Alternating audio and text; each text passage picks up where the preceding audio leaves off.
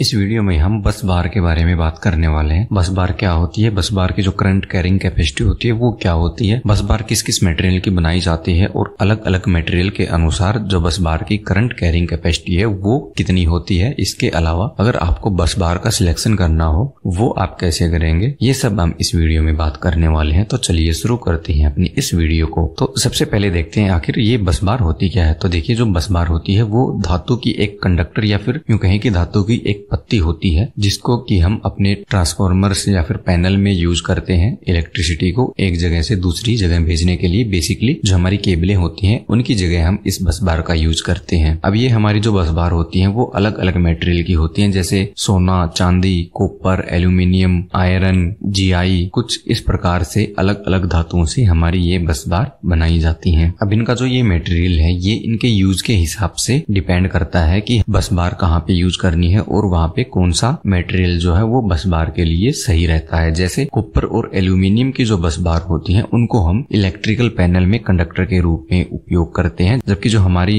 लोहे यानी आयरन की जो बस बार होती है उसको मेनली हम ट्रैक्शन में या फिर लिफ्ट्स में कंडक्टर के रूप में उपयोग करते हैं। इसके अलावा जो हमारी जीआई की बस बार होती है उसको हम ज्यादातर अर्थिंग के लिए यूज करते हैं। और सोना या फिर चांदी जैसी जो मटेरियल होते हैं इनकी बस बार की बात की जाए तो इनको हम ऐसी जगह पे यूज करते हैं जहाँ पे हमें हाई कंडक्टिविटी का काम होता है। आगे बढ़ने से पहले दोस्तों, अगर आपने हमारे चैनल को सब्सक्राइब नहीं किया है तो आप हमारे चैनल को सब्सक्राइब कर सकते हैं ताकि इलेक्ट्रिकल की ऐसी ही वीडियो आपको देखने को मिलती रहे। नाउ जो बस बार होती है वो हम इलेक्ट्रिकल इंस्टॉलेशन में उसको प्रेफर क्यों करते हैं, जो हमारी केबलें होती हैं उनकी जगह पे हम बस बार लगाना क्यों सही मानते हैं, तो इसके कुछ रीजन होते हैं जिनके कारण हम केबल की जगह बस बार लगाते हैं। जैसे बस बार को लगाना एक तो बहुत ही आसान होता है, जो बस बार की फ्लेक्सिबिलिटी होती है वो बहुत ही बढ़िया होती है। इसके अलावा जो बस बार होती है इसको एक्सपेंड करना यानी जोड़ लगा के आगे तक लेके जाना वो बहुत ही आसान होता है। केबल के मुकाबले बस बार की करंट कैरिंग कैपेसिटी अच्छी होती है। बस बार को बनाना भी बहुत आसान होता है और केबल के मुकाबले इसकी कीमत देखी जाए तो जो हमारी बस बार होती है वो बहुत ही सस्ती पड़ती है। इसके अलावा बहुत सारे दोस्तों को एक चीज में कंफ्यूजन और रहती है, वो ये होती है कि वो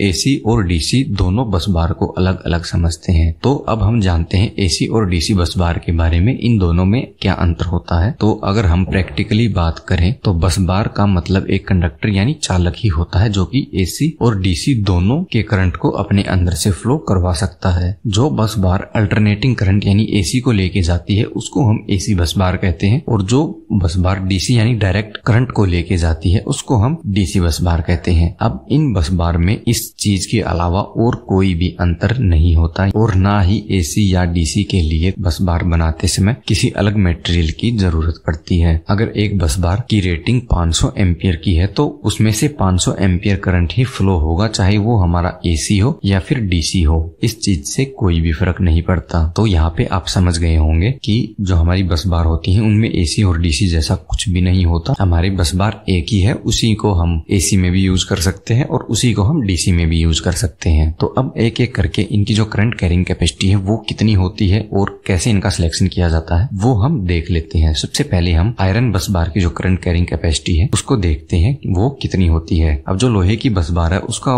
वैसे तो उपयोग बहुत ही कम जगह पे किया जाता है। इसका ज्यादातर उपयोग लिफ्ट, ट्रॉली, ट्रैक्शन और अनलोडर आदि जैसे जो काम होते हैं वहाँ पे हम करते हैं। अब इस बस बार में I2R लॉस जो होते हैं वो बहुत ही ज्यादा होते हैं, लेकिन जो आयरन की बस बार होती है वो कॉपर और एल्यूमिनियम के मुकाबले बहुत ही सस्ती होती है। इसके अलावा आयरन पे जो नमी वाले इलाके होते हैं वहाँ पे इस पे जंग लग के इस बस बार का खराब होने का खतरा बहुत ही ज्यादा होता है। तो इसके सिलेक्शन या फिर करंट कैरिंग कैपेसिटी की बात की जाए तो आयरन की जो बस बार होती है वो 1 स्क्वायर mm में 0.6 एम्पियर का करंट जो है वो फ्लो करवा सकती है। इसका जो फॉर्मूला होता है वो 0.6 मल्टीप्लाई बस बार की चौड़ाई मल्टीप्लाई बस बार की मोटाई। इस फॉर्मूले से हम बस बार की जो करंट कैरिंग कैपेसिटी है वो निकाल सकते हैं। बेसिकली जो इसके स्क्वायर mm है उसको हम 0.6 से मल्टीप्लाई करेंगे तो जो हमारी बस बार की करंट कैरिंग कैपेसिटी है वो निकल के आ जाएगी। उदाहरण के लिए देखें तो मान लीजिए हमारे पास एक आयरन की बस बार है जिसकी चौड़ाई 50 mm है और इसकी मोटाई जो है वो 10 mm है। तो इस बस बार का जो टोटल एरिया है वो 50 गुना 10 500 स्क्वायर mm का होगा और इसके अनुसार इसकी जो करंट कैरिंग कैपेसिटी है वो 500 मल्टीप्लाई 0.6 इज इक्वल 300 एम्पियर की होगी। यानी जो हमारी आयरन की बस बार है वो अगर 500 स्क्वायर mm की है तो उसके अंदर से 300 एम्पियर करंट फ्लो कर सकता है। टॉपिक को आगे समझने से पहले दोस्तों हम आपको बताना चाहेंगे, हमने आप सभी के लिए house wiring, motor starter, MST, electrician, AC repairing, BMS, facility management से रिलेटेड कुछ ई बुक बनाई है, जो ई बुक आपको बहुत कुछ सीखने में मदद करने वाली है और इनकी कीमत भी हमने बहुत ही कम रखी है। तो ऐसे में अगर आप इन सभी टॉपिक के बारे में सीखना चाहते हैं तो आप हमारी ई बुक बहुत ही सस्ती कीमत में खरीद के आप बहुत सारी जानकारी ले सकते हैं। अब देखते हैं हम जीआई की जो बस बार होती है उसकी करंट कैपेसिटी कितनी होती है। जीआई यानी गैल्वेनाइज्ड आयरन की जो बस बार होती है वो इलेक्ट्रिकल अर्थिंग के लिए सबसे ज्यादा उपयोग की जाती है। इसको अक्सर आपने अपने इलेक्ट्रिकल के जो पैनल होते हैं उनके साथ लगे देखा होगा। इस बस बार को गैल्वेनाइज्ड आयरन से बनाया जाता है, इसीलिए इसको जीआई बस बार भी कहते हैं। अब गैल्वेनाइज्ड इसको इसीलिए किया जाता है ताकि इसको हम जंग लगने, करोजन होने या फिर जो हमारी मौसम रिलेटेड यानी वेदर रिलेटेड जो भी और खतरे होते हैं उनसे हम इस बस बार को बचा सके। तो इसकी करंट कैरिंग कैपेसिटी की बात की जाए तो इसकी करंट कैरिंग कैपेसिटी भी हमारा जो नॉर्मल आयरन वाला बस बार होता है उसके जितनी ही यानी 0.6 एम्पियर की होती है, यानी 1 स्क्वायर mm में हम 0.6 एम्पियर का करंट फ्लो करवा सकते हैं। अब बात करें एल्यूमिनियम की बस बार की, तो जो हमारी एल्यूमिनियम की बस बार है वो कॉपर के मुकाबले ज्यादा उपयोग होने वाली है, क्योंकि कॉपर हमारा महंगा होता है और एल्यूमिनियम बहुत ही सस्ता होता है। तो इसीलिए कॉपर के मुकाबले इस एल्यूमिनियम की बस बार का बहुत ज्यादा उपयोग किया जाता है। लेकिन एल्यूमिनियम बस बार की जो रजिस्टिविटी होती है वो कॉपर के मुकाबले ज्यादा होती है। तो ऐसे में हमें एल्यूमिनियम की जो बस बार होती है उसकी करंट कैरिंग कैपेसिटी कॉपर के मुकाबले कम देखने को मिलती है। तो जो हमारी एल्यूमिनियम की जो करंट कैरिंग कैपेसिटी है वो 1 स्क्वायर mm के अनुसार 0.8 एम्पियर की होती है। उदाहरण के लिए देखिए, अगर हमारे पास एक एल्यूमिनियम की बस बार है जिसकी चौड़ाई 50 mm और मोटाई 10 mm की है, तो इस बस बार का टोटल एरिया 500 स्क्वायर mm होगा। इसके अनुसार इसकी जो करंट कैरिंग कैपेसिटी है वो देखा जाए तो 500 मल्टीप्लाई 0.8, तो इसकी जो करंट कैरिंग कैपेसिटी है वो 400 एम्पियर की है। अगर कॉपर के मुकाबले एल्यूमिनियम की कीमत और इसकी जो करंट कैरिंग कैपेसिटी देखी जाए, इनका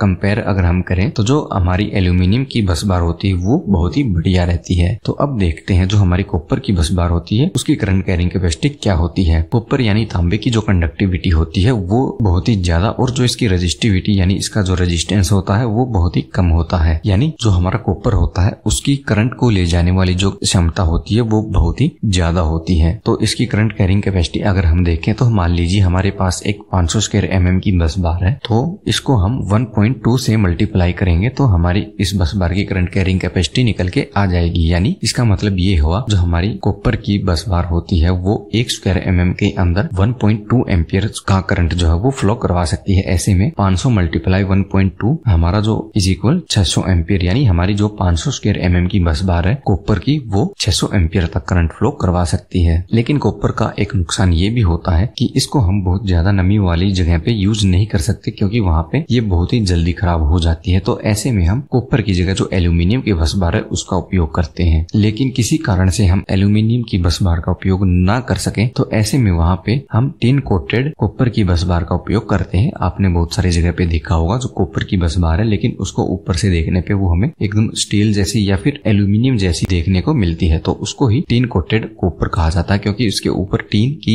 एक परत चढ़ा दी जाती है या फिर जिंक की परत भी इसके ऊपर चढ़ा दी जाती है ताकि नमी के कारण हमारा जो कॉपर की बस बार है वो खराब ना हो। अब देखते हैं चांदी की बस बार की जो करंट कैरिंग कैपेसिटी होती है वो कितनी होती है। चांदी की जो बस बार होती है वो वैसे तो बहुत ही कम जगह पे उसका उपयोग किया जाता है, ऐसा इसकी बहुत ज्यादा कीमत के कारण भी होता है। लेकिन जो चांदी की कंडक्टिविटी होती है वो भी कॉपर, एल्यूमिनियम और आयरन के मुकाबले बहुत ही ज्यादा होती है। उदाहरण के लिए अगर हमारे पास एक 500 स्क्वायर mm की बस बार है तो इसको हम 1.6 से मल्टीप्लाई करेंगे तो जो हमारा आंसर आता है वो 800 एम्पियर का आता है। यानी हमारी एक 500 स्क्वायर mm की चांदी की बस बार 800 एम्पियर तक करंट को फ्लो करवा सकती है। इसका मतलब ये है कि जो हमारी चांदी की बस बार है वो 1 स्क्वायर mm के अंदर से 1.6 एम्पियर को फ्लो करवा सकती है। अब बस बार से रिलेटेड आपका कोई भी सवाल है तो आप हमें नीचे कमेंट में पूछ सकते हैं। इसके अलावा इलेक्ट्रिकल की और जानकारी के लिए आप हमारी लेफ्ट वाली और राइट वाली दोनों वीडियो देख सकते हैं।